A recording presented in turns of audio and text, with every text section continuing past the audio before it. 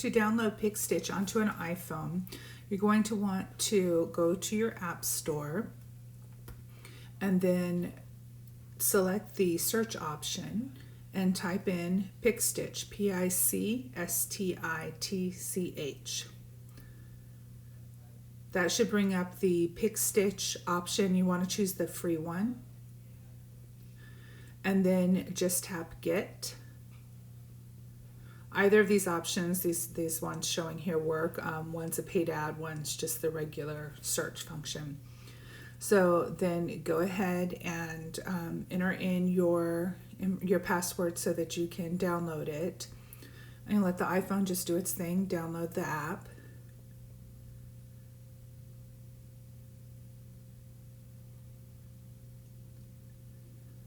And then once it's finished downloading, you just tap on Open.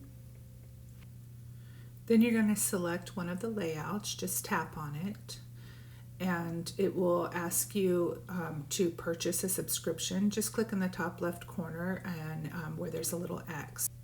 This will allow you to use the free version.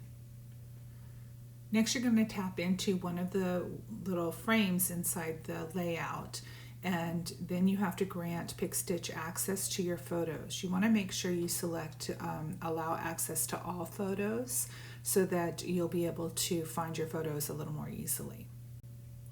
Now that you have PicStitch downloaded, I'm going to show you how to open it from your phone screen. You're going to want to just tap on the icon for PicStitch, and that will open it. And from there, you're going to decide if you have a horizontal layout or a vertical layout for your drawing and your reference photo. Whichever it is, you tap on that layout and it will take you into this screen. Once you're here, you tap inside one of those little windows and that will take you to your photos. From here, navigate to where you have your photos stored, where you have both your drawing and your reference photo.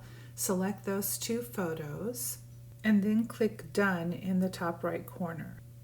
Next, you're going to drag and drop your photos into each of their respective frames.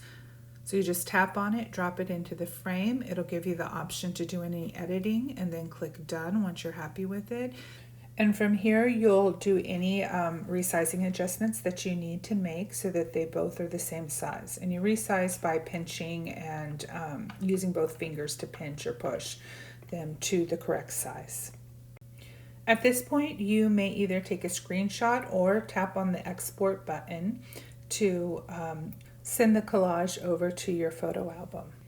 If you choose to export, you'll want to tap on the Save button or option on the next screen.